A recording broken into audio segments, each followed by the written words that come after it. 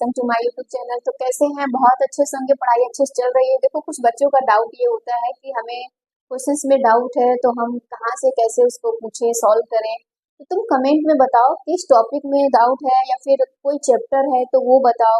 ठीक, वहाँ पे बताओ। मैं ऐसा थोड़ी ना बोल सकती हूँ कि तुम आओ यहाँ पे मिलने मुझसे, फिर उसके बाद हम बताएंगे, डिस्कस करेंगे। नहीं, आप कमेंट करो, फिर उसके बाद आपकी चीज़ों को सॉल्व किया जाएगा। ठीक है। और फिर किसी का ये डाउट है कि मैं पूरी एनसीईआरटी के क्वेश्चंस भी सॉल्व कराऊं, तो कराऊंगी, लेकिन आप चैप्टर वाइज चलो, फिर चैप्टर वाइज हम लोग सॉल्व करते चलेंगे। अभी कोई बोल रहा है कि 3 चैप्टर कराइए, सेकेंड चैप्टर चल रहा है, इसमें हम लोग पूरी एनसीईआरटी कवर करेंगे। ठीक, क्वेश्चंस भी करेंगे। तो परेशान बिल्कुल मत होइए, जैसे जैसे हमारा चैप्टर आगे बढ़ता जाएगा वैसे वैसे चीजें ज्यादा बेहतर होती जाएंगी, सॉल्व होता जाएगा। आप बिल्कुल मत परेशान रहो किसी भी चीज के लिए। अब हमारा जो नेक्स्ट टॉपिक आता था, इसके पहले हम लोग जो भी पढ़े थे वहां तक क्लियर हो पाया था कि नहीं? जैसे हम लोग पढ़ रहे थे कि विद्युत रसायन जो होता था, एक चालकता में बटा था, एक बैटरी में बटा था। तो चालकता हमारा कवर हो गया था। अब हमारे सेल की बात होती, जो सेल हम बता रहे थे। तो अरे भाई, यही तो सीखा था तुम लोग। एक हम लोग चालकता पढ़ते थे, दूसरा पढ़ते थे सेल। ठीक। अब सेल का डिफिनीशन कमेंट में बताना है कि सेल किसको कहते हैं। हम बताए थे कि सेल किसको कहा जाता है और बैटरी किसको कहा जाता है। ठीक है। अब हमारी बारी है इसकी पढ़ने की। ये हमारा खत्म हो चुका। अब हम इसको पढ़ेंगे, इसको जानेंगे और समझेंगे कि होता क्या है। तो हेडिंग बनाइए बेटा, सेल। हेडिंग क्या बनाएंगे? सेल। कि सेल होता क्या है। अब समझो ना, सेल होता क्या है। जैसे हमारे घड़ी जो हो गई, रिमोट हो गई, टीवी की, एसी की, जो भी सारी चीजें हमारे पास, उसमें हम लोग सेल लगाते हैं, बैटरी नहीं होती। हम लोग भले कह देते हैं कि घड़ी की बैटरी खराब हो गई है, या इसकी उसकी जो भी, लेकिन वो होता है जनरली सेल। ठीक है। सेल ऐसा बिल्कुल छोटा सा, बिल्कुल इस प्रकार का हमारा सेल होता था, तो हम लोग सेल लगाते हैं। और बैटरी जो होती है, आप लोग देखे भी होंगे, एक छोटी सी ऐसे बैटरी होती है। ठीक। और इसमें यहाँ पे मेटल के ऐसे लगे होते हैं। तो ये हो गई बैटरी, ये हो गया सेल। बात समझ में आई? सेल किसको कह रहे हैं। तो अब यहाँ पे इसका डिफिनीशन क्या होगा, कि सेल का डिफिनीशन हम लोग क्या देंगे। ध्यान से सुनिएगा कि सेल का डिफिनीशन हमारे पास क्या होगा। अब यहाँ पे आप सेल को बोलोगे कि सेल एक ऐसी युक्ति है। सेल क्या है? एक ऐसी युक्ति है। मतलब आप बोल सकते हो कि एक हमारे पास एक ऐसी सुविधा है, जो भी आप बोल सकते हो। तो यहाँ पे क्या लिखोगे? सेल। डिफिनीशन में क्या लिखना है? सेल एक ऐसी युक्ति, एक ऐसी युक्ति है जिसमें जिसमें क्या बोलोगे? इसमें विद्युत ऊर्जा को किसमें बदला जाएगा? विद्युत ऊर्जा को रासायनिक ऊर्जा तथा,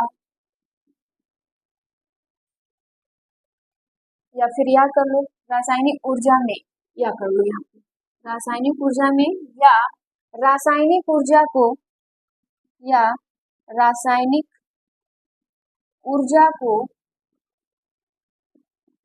ऊर्जा को विद्युत ऊर्जा को वैद्युत ऊर्जा में परिवर्तित, क्या हो रहा है ये, परिवर्तित किया जाता है।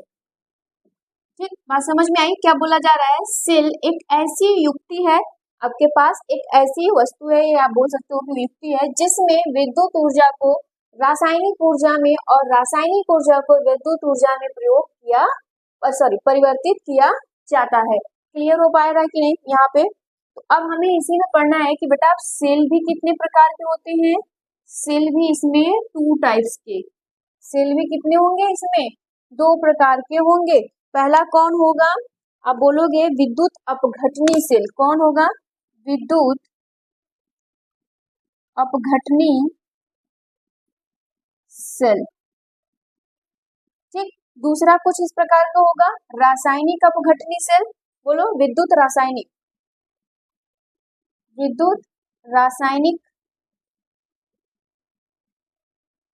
सेल, या फिर अपघटनी बोल लो, यही चीज है। पहला विद्युत अपघटनी सेल, दूसरा कौन सा है? विद्युत रासायनिक सेल। अब जरा ध्यान से सुनना कि इसमें हो क्या रहा है, इसमें क्या बोला जा रहा है कि यहाँ पे विद्युत जो होगा तो ये क्या होगा, जो विद्युत होगा ना वो वैद्युत ऊर्जा को रासायनिक में बदलेगा। सुनिएगा ध्यान से, वैद्युत ऊर्जा को किसमें कन्वर्ट करेगा, रासायनिक में।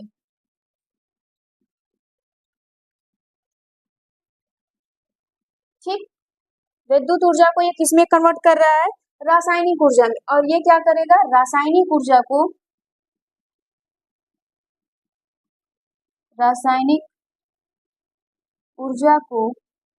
रासायनिक ऊर्जा किसमें चेंज होगा, वैद्युत ऊर्जा में।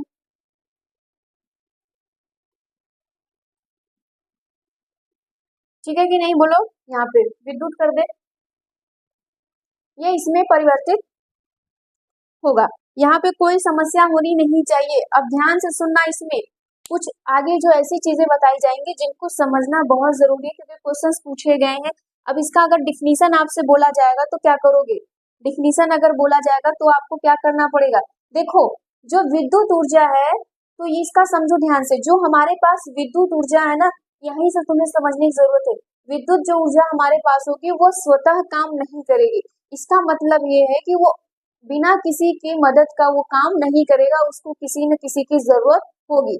और यहाँ पे जो रासायनिक ऊर्जा है वो स्वतः काम करेगी। वो क्या करेगी, स्वतः काम करने लगेगी। जैसे हम लोग देखते हैं क्या, बताओ, जैसे हम लोग क्या देखते हैं, अब यहाँ पे हम लोग जो भी बैटरी लेते हैं, मतलब हमारे घरों में जो भी होती है, देखोगे जो हम लोग इन्वर्टर बैटरी जो हमारे पास होती है, हम लोग उसको करंट देते हैं, तो वो अपनी मर्जी से नहीं होता, लेकिन इसमें अपनी मर्जी से होगा। जैसे हम लोग घड़ी की बात कर ले, रिमोट की बात कर ले, तो हम जो लोग बैटरी डालते हैं वो रासायनिक होता है ना, उसमें केमिकल होता है। भाई तोड़ के कभी देखे हो रासायनिक बैटरी को, तोड़ा है, नहीं तोड़ा है तो आज जाके तोड़ लेना, हाँ, लेकिन अपनी जिम्मेदारी पे तोड़ना।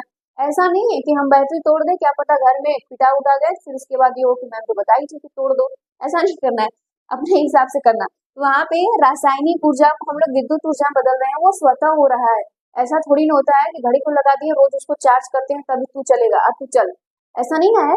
नहीं, हम लोग सेल लगा दिए उसमें, वो चल रहा है। तो वो रासायनिक ऊर्जा विद्युत ऊर्जा में मतलब ये स्वतः क्या हो जाएगा, चलता है। तो आप ये क्या लिखोगे, यह स्वतः कार्य नहीं करता। ठीक, यह स्वतः कार्य करता है, यह स्वतः कार्य करता है ना। कुछ इस प्रकार से आप लोग भी हैं। ठीक, आप लोग स्वतः तो काम करेंगे नहीं, जब तक आपको थोड़ा सा मोटिवेट ना किया जाए, जब तक कुछ कहा नहीं जाए तब तक कार्य तो करोगे नहीं।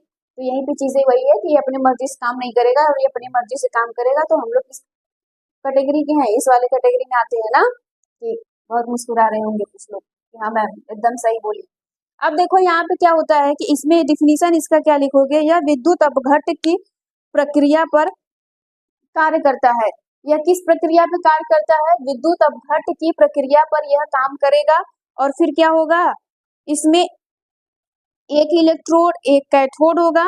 ठीक, जो विद्युत अपघट्ट में डालकर हम लोग क्या करेंगे, उसमें धारा प्रवाहित करेंगे। तो इसमें चीजें समझ में आ रही है कि इसमें क्या होगा, ये किस पे कार्य करेगा, विद्युत अपघट्ट की प्रक्रिया पे कार्य करेगा। अपघट्ट का मतलब जानते हो, टूटना।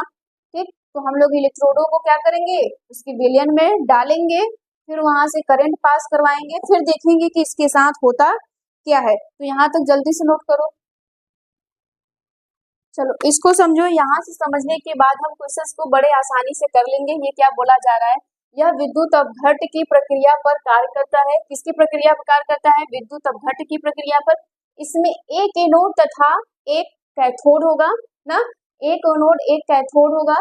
जो क्या किया जाएगा, एक विद्युत अपघट्ट विलयन में डालकर हम लोग उसको क्या देंगे, धारा प्रवाहित करेंगे। याद रखिएगा, बिना पावर सप्लाई के ये काम नहीं करेगा, इसको पावर सप्लाई चाहिए, इसको करंट आपको देना पड़ेगा। आप जान रहे हो कि ये स्वतः कार्य नहीं करता, मतलब ये अस्वतः है। ठीक, इसको हमें कार्य करने के लिए इसकी कुछ न कुछ मदद करनी पड़ेगी। इस मदद के नाम पर हम लोग क्या करेंगे, इसको करंट देंगे, पावर सप्लाई देंगे।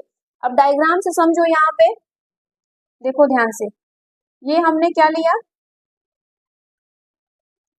एक बर्तन लिया अपने सुविधा के अनुसार, अब बर्तन के नाम पे कुछ लोग कहेंगे कि आप कौन सा बर्तन ले ले, थाली ले ले, नहीं, बीकर लाइक स्ट्रक्चर वाला। ठीक, इस प्रकार का हम लोग कुछ बर्तन लेते हैं और अपने सेटअप को तैयार करते हैं। आ जाओ, अब क्या करेंगे, अपने सेटअप को तैयार करेंगे। इसमें हमने इलेक्ट्रोड लिए, एक लिया कैथोड, एक लिया एनोड। ठीक है, हमें पता नहीं है कि कौन इलेक्ट्रोड है कौन कैथोड है, लेकिन हम चार्ज के बेस पे पहचानेंगे। अब इसको हमने क्या किया, एक पावर सप्लाई दिया। क्या दिया, एक पावर सप्लाई दे दिया। ठीक, मतलब विद्युत धारा। पावर जब सप्लाई करेंगे तब इसके साथ क्या क्या होगा, ये हमने क्या लिया था, एक विलयन लिया है। सुनिएगा ध्यान से, ये हमने क्या लिया, एक विलयन लिया। चीजों को बहुत आराम से ध्यान से समझो, टाइम ले लो चलेगा। अभी फिलहाल के लिए कॉपी पेन रख दो, इसको समझो, सीखो। जब तुम सीख लोगे ना तो तुम और भी बेहतर कर पाओगे। अब देखो, हमने एक विलयन ले लिया। ठीक है, एक विलयन लिया। अब इसके साथ होगा क्या, आइए बात करते हैं। तो यहाँ पे सपोज करिए ये हमारा ऋणायन है। ठीक, जो ऋणायन होगा उसको हम लोग क्या कहते हैं, कैथोड। समझ में आया। ठीक, फिर ये हमारा कौन हो गया, धनात्मक, धनायन बोल लो। तो ये कौन होगा बेटा, एनोड होगा। कौन, एनोड। एनोड कैसा, निगेटिव, और ये कैसा, सॉरी, एनोड कैसा, पॉजिटिव, ये कैसा, निगेटिव। क्या इतनी बातें समझ में आ गई। चलो अब आगे करते हैं। क्या, हमने अपना फेवरेट इसमें क्या दे दिया, नमक। अपना फेवरेट इसमें नमक डाला। आजा भाई। ठीक, नमक जब डाले तो ये टूटने लगा। करंट इसको दिए, ये टूटने लगा। ये क्या होने लगा बेटा, टूटने लगा। कुछ इस प्रकार से घूमने लगे। देखो, कुछ इस प्रकार के ये लोग घूमने लगे। ठीक, कुछ इस प्रकार से ये सब क्या किए, इसमें घूमने लगे। अब इसकी प्रक्रिया को समझते हैं कि इसमें हो क्या रहा है। इंटरेस्टिंग चीजें हैं। अब देखो होता क्या है, जब यहाँ पे ये आपके पास नमक हो गया, ये टूटा, किसमें टूटा, प्लस में, और ये माइनस में टूट गया। ठीक, अब माइनस में टूटा तो आप जानते हो बेटा, यहाँ पे जो प्लस होगा वो किसके पास गया होगा, वो तो इधर ही भागेगा। ठीक, इस वाले की तरफ जाएगा, इस वाले इलेक्ट्रोड पे जाके चिपकेगा एकदम। ठीक, और ये जो माइनस है भाई साहब, ये इस पे जाएगा। ठीक है, अब यहाँ पे समझो, जब हमारे पास अट्रैक्शन होती है, कब, जब अपोजिट चार्ज वाले होते हैं। ठीक है, जब अपोजिट चार्ज वाले होंगे तब उनके बीच में अट्रैक्शन लगने लगेगा। आपको कभी जीवन काल में कोई अच्छा लगने लगे, बहुत अच्छा लगने लगे, अति प्रिय लगने लगे, तब समझना क्या हो रहा है, आपके पास, आपके साथ क्या होने लग रहा है, फोर्स ऑफ अट्रैक्शन लग रहे हैं अपोजिट चार्जेस के बीच में। अब ये क्या सिखा रही हूँ मैं, केमिस्ट्री सीख रहे हो, समझो यहाँ पे। तो यहाँ पे समझ में आया कि कौन किसके पास जाएगा। अब समझते हैं कि हमारे साथ हो क्या रहा है, आइए समझते हैं। ये रहा आपका एनोड बेटा। ठीक, चलो हम लोग किसकी बात कर रहे हैं, एनोड की बात करते हैं। तो एनोड के लिए क्या होगा, है ना, और कैथोड के लिए क्या होगा, तो हम समझते हैं। यहाँ पे देखो, एनोड पे कैसा है, प्लस चार्ज है। कैसा है, प्लस चार्ज है। तो होगा क्या, जब हमारे पास ये सोडियम होगा तभी समझो कि प्लस के लिए, तो यहाँ पे क्या किया करेगा, सोडियम, ये प्लस है, यहाँ पे एक इलेक्ट्रॉन लेगा, एक इलेक्ट्रॉन लेगा और ये कैसा बन जाएगा, मेटल। कैसा बन जाएगा, धातु बन जाएगा। कैसा बन जाएगा, धातु। और ये कहाँ पे जा रहा है, कैथोड पे जाके जमा हो जा रहा है। कैथोड पर जाकर ये क्या हो जा रहा है, जमा हो जा रहा है।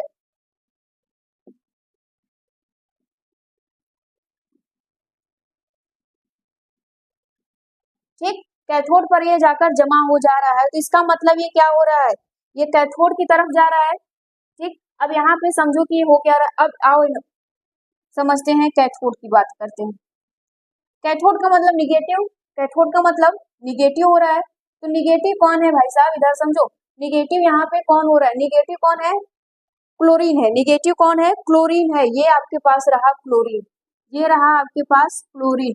क्लोरीन एक इलेक्ट्रॉन निकाल रहा है। क्या कर रहा है, एक इलेक्ट्रॉन निकाल रहा है। निकाल रहा है तो माइनस से साइन दर्शा रहे हैं। ठीक, ये इलेक्ट्रॉन ये निकाल रहा है, तो ये बन जा रहा है क्लोरीन जीरो में। ठीक है, ये क्या बन जा रहा है, क्लोरीन। देखो माइनस से जीरो में गया, माइनस से ये जीरो में गया, तो हम लोग जानते हैं कि ये क्या हो जाएगा, मुक्त मूलक इसी को कहते हैं, क्या कहते हैं, मुक्त मूलक। फ्री रेडिकल जिसको बोला जाता है, मुक्त मूलक, पढ़े हो ये लोग 11th में ये सारी चीजें। अब इस पे हम लोग समझते हैं कि कहाँ पर अपचयन होगा और कहाँ पर उपचयन, मतलब कहाँ पर ऑक्सीडेशन, कहाँ पे रिडक्शन। अब चीजों को समझो तुम ध्यान से। तुम जानते हो कि ऑक्सीडेशन और अपचयन पढ़ते हो तो तुम्हारे साथ क्या होता है, ठीक है। अब यहाँ पे समझो, तुम जान रहे हो कि ये क्लोरीन है तो ये एनोड की तरफ जाएगा, एनोड पे जमा होगा। जाहिर सी बात है, ये कैथोड पे जमा हुआ तो ये कहाँ जमा होगा, एनोड पे जमा होगा। अब इस पे पूछा जाए तुमसे कि एनोड पे कौन सा रिएक्शन हो रहा है, कैथोड पे कौन सा रिएक्शन हो रहा है, तुम बड़े आराम से बता सकते हो कि किसके साथ कौन सा रिएक्शन हो रहा है, ठीक है। तुम यहाँ पे क्या कहोगे, इसने अपना इलेक्ट्रॉन क्या कर रहा था, लॉस कर रहा था, कौन, तुम। अभी मैं यहाँ से पूछूं, ये तो मैंने प्रोसेस बताया है कि एनोड पे ऐसा हुआ होगा, कैथोड के लिए ऐसा हुआ होगा, इसके बेस पे। लेकिन मैं अब इसको देखकर बोलूं कि जब इस पे जा रहे हैं क्लोरीन तब किसके साथ कौन हो रहा है, तो तुम हमेशा बोलोगे कि यहाँ से ये क्या जा रहा है, माइनस से ये किस में जा रहा है, देखो यहाँ से ये माइनस से जीरो में जा रहा है, माइनस से जीरो में जा रहा है, तो यहाँ पे तुम क्या बोलोगे, जल्दी बताओ क्या बोलोगे, अपचयन की ऑक्सीकरण, ऑक्सीकरण बोलोगे ना, लॉस ऑफ इलेक्ट्रॉन किया है ना अपना, क्या किया है, लॉस ऑफ इलेक्ट्रॉन किया। तो तुम यहाँ पे बोल सकते हो कि इसमें जो भी हो रहा है हमारा ऑक्सीकरण हो रहा है, क्या हो रहा है, ऑक्सीकरण हो रहा है। और इसमें तुम क्या बोलोगे कि इसमें कौन सा हो रहा है, अपचयन हो रहा है, कौन हो रहा है, अपचयन हो रहा है। क्या बात समझ में आ रही है, अपचयन का मतलब क्या होता है, अपने इलेक्ट्रॉन को ले लेना। देखो इसने अपना इलेक्ट्रॉन ले लिया था, ठीक, अभी इसने, और जो फ्री रेडिकल होते हैं, मुक्त मूलक होते हैं ना बेटा, वो कहीं भी जाते हैं, वो कहीं भी घूम सकते हैं। अभी आप लोग जैसे कि किसी के साथ बंधे नहीं हो, एकदम फ्री फ्री हो, तो कहीं पे जाओगे तो ये फ्री है एकदम, यहाँ पे भी जा सकता है, यहाँ पे भी जा सकता है, लेकिन इसको चाहिए क्या, निगेट, यहाँ इसको चाहिए क्या, अपोजिट चार्जेस वाले, क्या चाहिए, अपोजिट चार्जेस वाले। जैसे कि तुम लोग इसमें पढ़ रहे हो, तुम लोग फ्री हो एकदम, अभी किसी साथ बंधे नहीं हो, शादी विवाह नहीं हुआ, तो एकदम फ्री हो, कहीं भी जा सकते हो, यहाँ भी वहां भी, तुम्हारे पास बहुत सारे ऑप्शन है, कहीं जा सकते हो। लेकिन तुम्हारे जाने का मन किधर करेगा भाई, अपोजिट ना। तुम अगर बॉयज हो तो तुम्हें गर्ल्स की तरफ मन करेगा, गर्ल्स हो तो बॉयज की तरफ मन करेगा। अपोजिट तो ये क्या करता है, ये क्लोरीन इधर की तरफ भागेगा, ये क्लोरीन एनोड की तरफ जाएगा। तो बात समझ में आ रही है, वही चीजें हो रही है। तो ये कहाँ पर इकट्ठा हो रहा था, एनोड की तरफ, कहाँ पे, एनोड की तरफ, या एनोड, एनोड पर जमा हो रहा है, ठीक, ये एनोड पर जमा हो रहा है। अगर मैं इसको प्रैक्टिकली अगर आप करके देखोगे तो आप इसको प्रैक्टिकली भी करके देख सकते हो, ठीक है। इसको प्रैक्टिकली करने के लिए हम लोग जब देखेंगे तो हम लोग इसमें बैटरी को डालेंगे, पानी में नमक ले लिया, घोल दिया, पानी को डालेंगे तो यहाँ से धुआं की तरह निकलेगा, ठीक, यहाँ से ये धुआं की तरह निकलेगा। हम लोग बैटरी की बात कर रहे हैं, इसमें हम लोग करंट उसमें नहीं देते हैं, जब करंट नहीं देंगे तब की बात हो रही है। धुआं की तरह निकलता है तो यही क्लोरीन गैस निकलता है, ये क्लोरीन गैस है, मुक्त मूलक। फिर ये क्या करेगा, इलेक्ट्रॉन को लेगा और ये बनाएगा क्या, Cl2 बनाएगा, क्या बनाएगा, Cl2 बनाएगा, जो गैस के रूप में निकलेगा। क्या इतनी बातें समझ में आ रही है कि नहीं, बोलो, बोलो जल्दी से, इतनी बातें तुम समझ पा रहे हो, ये चीजें मैंने ये बताया है अभी, देखो ये नोट, इसको समझने के लिए ये चीजें तुम अभी भूल जाओ कि ये हो क्या रहा था, ये शुरुआत की बात है। जब मैं इसको अपचयन और ऑक्सीकरण की बात की तो तुम यहाँ पर इसको समझोगे, ठीक है। तो यहाँ पे तुम ऐसे भी लिख सकते हो कि इसको एनोड कर दो, क्यों, क्योंकि ये प्रक्रिया एनोड पे हो रही है, ठीक। और इसको क्या बोलोगे, कैथोड कर दो, है ना,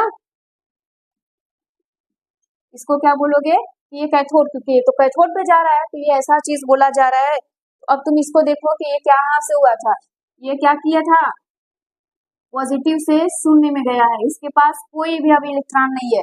तो जब ये शून्य में चला गया है तो ये अपचयन हुआ है, क्या हुआ है इसके साथ, अपचयन, अपना इलेक्ट्रॉन ले लिया, अपना इलेक्ट्रॉन क्या कर लिया, ले लिया।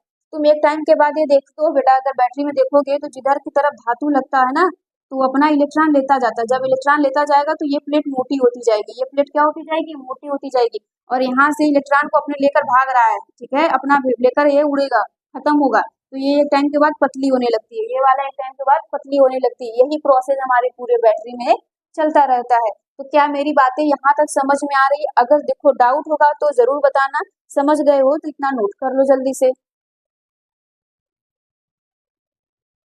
चलो आगे हम लोग पढ़ते हैं फैराडे का नियम। इम्पोर्टेंट है। अब जिस बच्चे ने अभी पिछला टॉपिक जो पढ़ा था उसको ज्यादा बेहतर तरीके से समझ में आएगा कि फैराडे का नियम क्या होता है।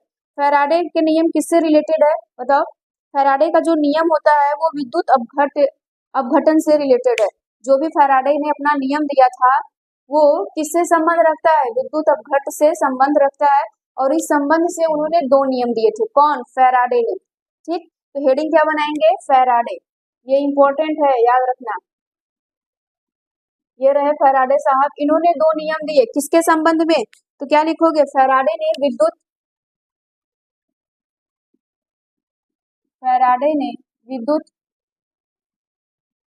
अपघटन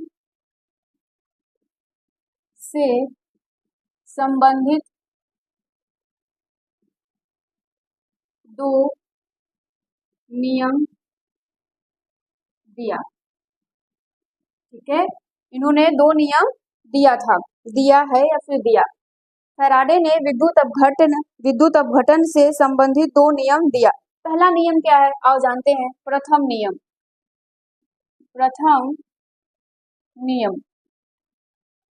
क्या लिख दिए, प्रथम नियम को समझते हैं कि इस प्रथम नियम में क्या होगा। तो प्रथम नियम यह बोला जाता है, विद्युत अपघटन की प्रक्रिया में इलेक्ट्रोड पर एकत्रित होने वाली पदार्थ की मात्रा प्रवाहित आवेश के समानुपाती होता है। मतलब आपको बोला जा रहा है, मैंने जो अभी समझाया था कि किस पे तुम्हारे पदार्थ कहाँ पे जाके जमा हो रहा है, कहाँ पे, तो वही चीज ये बोल रहा है। प्रथम नियम ये बोलता है कि जब तुम्हारा कोई भी विद्युत अपघटन की प्रक्रिया हो रही हो, किसकी हो रही हो, विद्युत अपघटन की प्रक्रिया हो रही हो, जब इलेक्ट्रोड पर एकत्रित होने वाले पदार्थ की मात्रा, प्रवाहित होने वाले किसके, आवेश के, जो आवेश पढ़ रहे थे, तो दो आवेश होते थे ना, एक पॉजिटिव एक निगेटिव, तो उस आवेश के समानुपाती होते हैं, तो उसे हम लोग क्या कहते हैं, प्रथम नियम कहते हैं। किसका, फैराडे का। बात समझ में आ रही है ना यहाँ पे।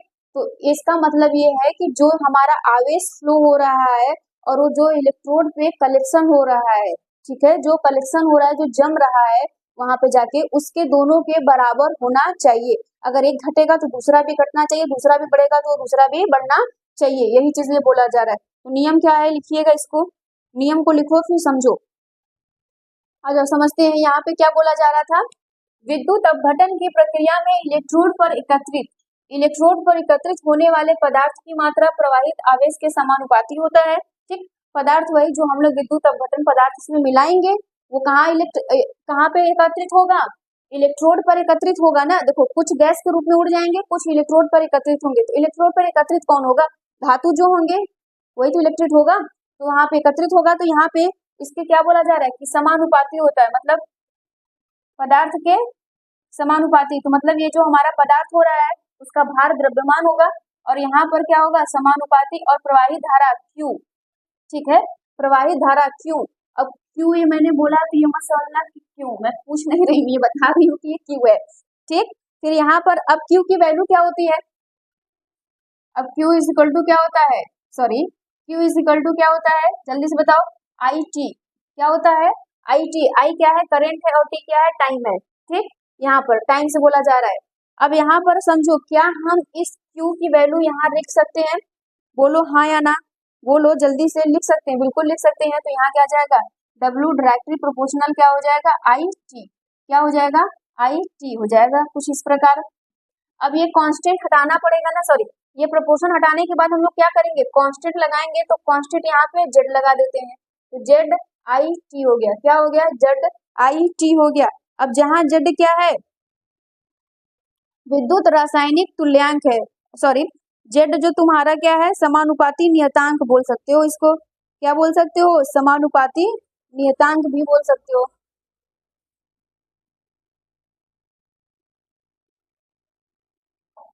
समानुपाती नियतांक,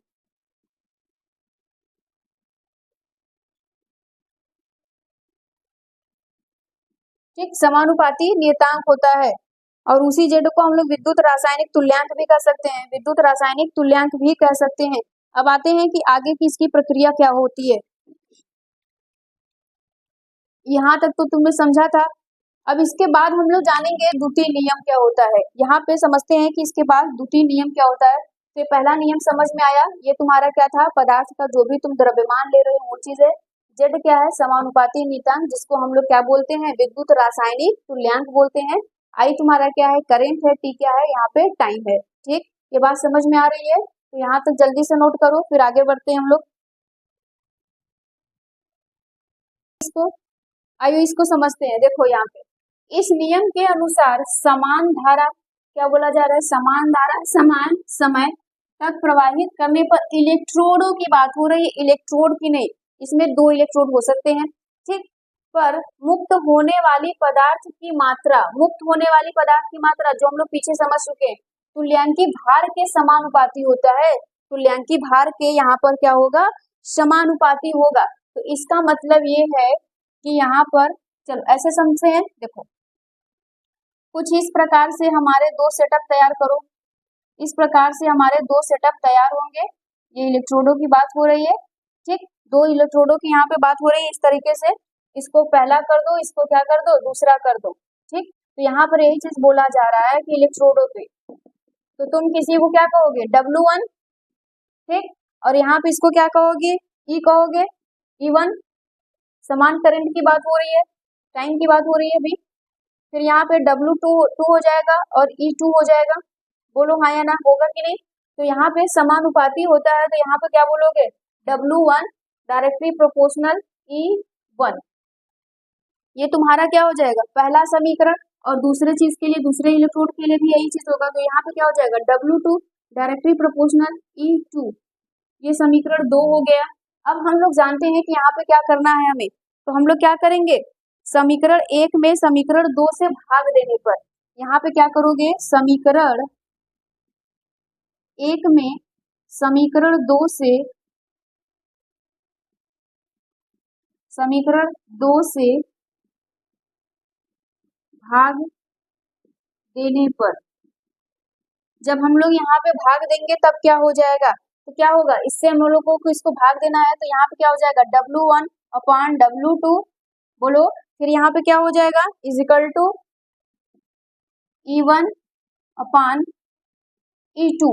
इसको समीकरण 3 दे दो, इसको तुम लोग समीकरण क्या कर दो, 3 दे दो। अब आगे के प्रोसेस के समझते हैं। हम लोग जानते थे क्या, हम जानते हैं कि हमारा W जो होता है वो ZIT होता है कि नहीं, ठीक।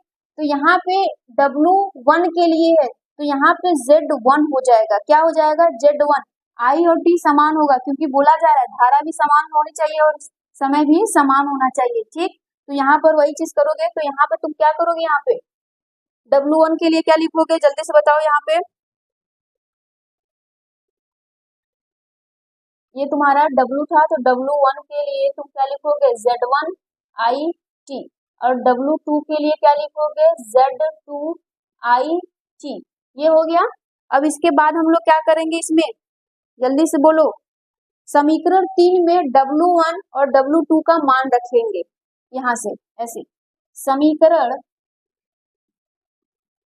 3 में W1 तथा W2 का मान रखने पर, जब हम लोग W2 W1 का मान रखेंगे तब क्या होगा, मान रखने पर, चलो इधर आ जाओ, इधर से समझो, मान इसी पर रखेंगे। तो यहाँ पे क्या हो जाएगा, Z1 IT अपॉन में क्या हो जाएगा, Z2 हो जाएगा, Z2 IT is equal to क्या हो जाएगा, E1 अपॉन E2। बोलो हाँ या ना, होगा कि नहीं। ये प्रोसेस यहाँ से समझ में आया कि ये कैसे हुआ, भाई समझो ना ये कैसे हो रहा है, देखो ध्यान से। तो ये चीजें हो गई। अब तुम यहाँ क्या करोगे, ये तो समान है, इसको तुम खत्म भी कर सकते हो, ये समान है तो कोई मतलब ही नहीं है। तो यहाँ पे क्या होगा, Z1 Z2 is equal to E1 E2। बोलो हाँ या ना, ये होगा कि नहीं, बिल्कुल होगा, क्यों नहीं होगा, ठीक। ये सारी चीजें होंगी। तो यहाँ से ये चीजें तुम्हारी क्लियर हो गई। तो यहाँ पे तुम क्या लिखोगे, तुल्यांकी भार विद्युत रासायनिक तुल्यांक के समानुपाती होता है। क्या लिखोगे, रासायनिक, क्या लिखोगे यहाँ पे, तुल्यांकी भार किसके समानुपाती होता है, तो यहाँ पे तुम क्या बताओगे कि किसके समानुपाती होता है? रासायनिक तुल्यांक या फिर विद्युत रासायनिक तुल्यांक के समानुपाती होता है। ठीक है, तो यहाँ पे लिखेंगे तुल्यांकी भार विद्युत रासायनिक, आप लिखोगे तुल्यांकी भार विद्युत विद्युत रासायनिक रासायनिक भार के समानुपाती समानुपाती होता है। अब देखो पहले चैप्टर को याद करो तो तुल्यांकी भार को हम लोग ई से रिप्रेजेंट करते थे, बोलो हाँ या ना। और यहाँ पे हम लोग रासायनिक विद्युत रासायनिक तुल्य भार को हम लोग किससे बताए थे? अभी जेड से। ठीक है, पिछले बार में बता रहे थे ना। तो ये तुम्हारा यहाँ तक हो गया। अब इसके बाद जो हम पढ़ेंगे, अब वो हम पढ़ेंगे कौन सा? विद्युत रासायनिक सेल। अभी हमारा कौन कंप्लीट हुआ है? विद्युत अपघटनी सेल। कौन कंप्लीट हुआ है? विद्युत अपघटनी सेल। बेटा चीजों को अच्छे से पढ़ना, समझना, नोट करते चलना, ये इंपॉर्टेंट है क्योंकि फैराडे का नियम पूछा जाएगा। अब तुम फैराडे का नियम तभी समझ पाओगे जब तुमने क्या पढ़ा था? विद्युत अपघटनी सेल के बारे में, जो मैंने बताया अभी। समझ रहे हो ना? जब हम लोग इलेक्ट्रोड ले रहे हैं, पावर सप्लाई कर रहे हैं, तो कौन कहाँ पे टूट रहा है, ये चीजें पूछी जाएंगी आपसे। तो उम्मीद हम यही करेंगे कि आपको समझ में आ रहा है चीजों को। नहीं समझ में आएगा तो प्लीज कमेंट करके बताना, हम इस टॉपिक को फिर से बता देंगे, रिवाइज करा देंगे। लेकिन आपको बताना जरूर पड़ेगा, जब तक तुम बताओगे नहीं हमें समझ में कैसा आएगा? तो सामने है नहीं, देख नहीं पा रहे हैं ना, तो प्लीज कमेंट करके जरूर बताना। ठीक, थैंक यू।